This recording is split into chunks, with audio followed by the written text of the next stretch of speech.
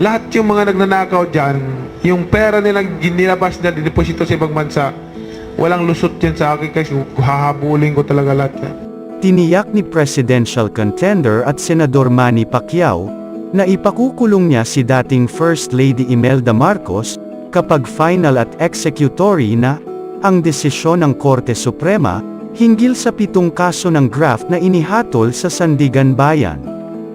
Ayon sa pambansang kamao, wala umanong exempted sa batas kapag siya ang nahalal na susunod na pangulo ng bansa. Kung ang mga Marcos, mga ibang pamilya, membro ng pamilya niya may involved sa pagnanakaw din, parusahan din natin, kasama din sila. Alam mo naman lahat. Sasagasaan ko. Gayunpaman, bibigyan niya rin umano ng humanitarian consideration ang dating First Lady, dahil sa edad nito.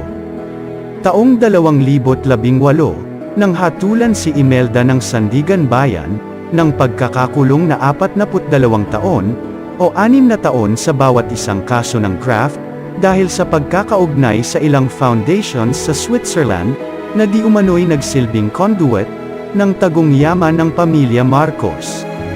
Sa kabila nito, hindi nakulong si Imelda Marcos, matapos makapagpiyansa ng 300,000 pesos, habang nakabinbin pa sa Korte Suprema ang kanyang apela.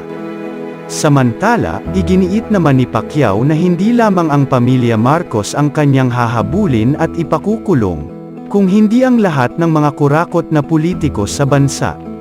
Hindi naman umano patas kung ang mga Marcos lamang ang pagtutuunan ng batas, gayong marami pang pamilya ang nagnakaw sa kaba ng gobyerno. Unfair naman na ang mga Marcos lang din ang ano natin, no? Gusto ko kasi fair lang tayo mamimersonal kasi ang atin dito yung tama ang ipinaglalaban natin para sa kapakanan at kaunlaran ng ating bansa.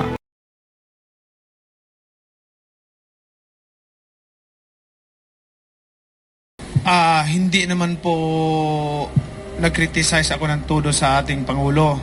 Ang tinanong lang ako ng media noon na about sa korupsyon. Sabi ko kung may ninakaw dapat ibalik. Kung may ninakaw ang konstitusyon natin, ang gobyerno natin kailangan ng due process. And then sa aking pagkakaalaman, bayan, siguro sa habang panahon, imulat natin ang mga mata natin dahil may matatalino naman tayo. Lagi nating sinisisi ang pamilya Marcos pagdating sa korupsyon. Hindi ba natin nakikita na sa panahon ng Marcos, ang bansa natin number 1 sa ekonomiya? May kurap pang bansa na number 1 sa ekonomiya. In reality lang ha, in reality lang. Ngayon, hindi kurap ang bansa natin, sadsad tayo. For how many decades, pabagsak ng pabagsak ang ekonomiya natin. Maraming mga Pilipino na walang trabaho. Yan ang hinahanap ko. Yan ang gusto kong i-establish yung legacy, na makagawa tayo ng legacy dito, hindi para magpayaman.